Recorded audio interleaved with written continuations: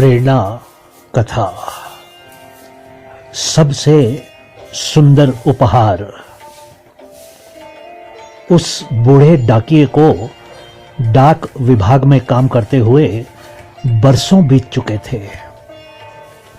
वो सुबह डाकखाने से निकलते थे और शाम तक आसपास के गांव में चिट्ठियां बांटकर घर वापस आ जाते थे। उनकी आर्थिक स्थिति बहुत खराब थी। एक दिन उनको एक चिट्ठी प्राप्त हुई।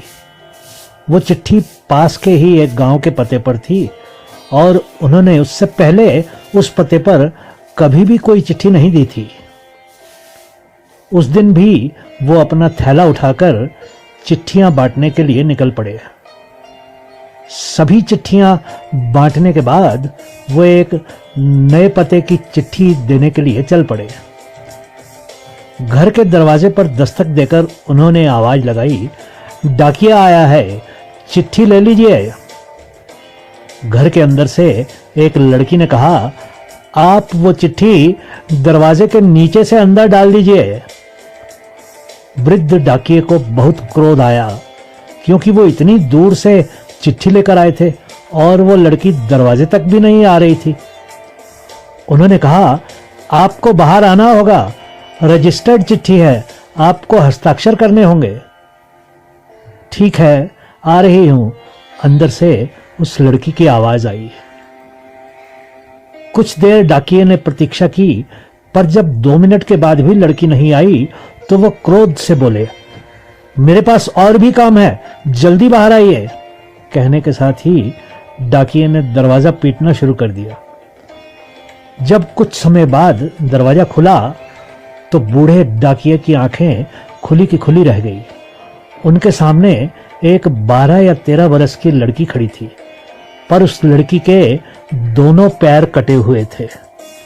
डाकिये को बहुत शर्मिंदगी होने लगी। लड़की बोली, क्षमा कीजिएगा, मैंने आने में देर कर दी, बताइए हस्ताक्षर कहाँ कर रहे हैं। डाकिये ने हस्ताक्षर कराए और वहां से चले गए। कुछ दिन बाद उनको उस लड़की के लिए फिर से एक चिट्ठी मिली। वो चिट्ठी देने उस लड़की के घर गए। उन्होंने कहा, दरवाजा खोलने की जरूरत नहीं है, हस्ताक्षर नहीं करने हैं, मैं दरवाजे के नीचे से ही चिट्ठी अंदर कर देता हूं। अंदर से आवाज आई, कृपया रुकिए, मैं आ रही हूं। जब कुछ समय बाद उस लड़की ने दरवाजा खोला तो उसके हाथ में उपहार का एक पैकेट था। वो बोली, दीजिए मेरी चिट्ठी और लीजिए आपका उपहार। उसने वो पैकेट डाकिये को देना चाहा। डाकिये ने संकोच करते करते उपहार लिया, पर कहा, इस उपहार की क्या आवश्यकता थी। लड़की बोली, बस ऐसे ही, आप इसे ले जाइए और घर जाकर खोलिएगा। डाकिया डिब्बा लेकर घर की ओर बढ़ चले। उन्हें समझ नहीं आ रहा था कि डिब्बे में क्या होगा। घर पहुंचते ही उन्होंने डिब्बा खोला और तोहफा देखते ही उनकी आंखों से आंसू टपकने लगे। डिब्बे में एक जोड़ी चप्पलें थी। उन्होंने इतने वर्षों चिट्ठियां बांटी थी, पर किसी ने भी उस ओर ध्यान नहीं दिया था। ये उनके जीवन का सबसे कीमती तोहफा था। वो चप्पलें कलेजे से लगाकर रोने लगे। उनके मन में बार बार एक ही विचार आ रहा था, बच्ची ने उन्हें चप्पलें तो दे दी, पर वे उसे पैर कहां से लाकर देंगे। मित्रों, मैं ये बल देकर कह सकता हूं कि हर मनुष्य में दया,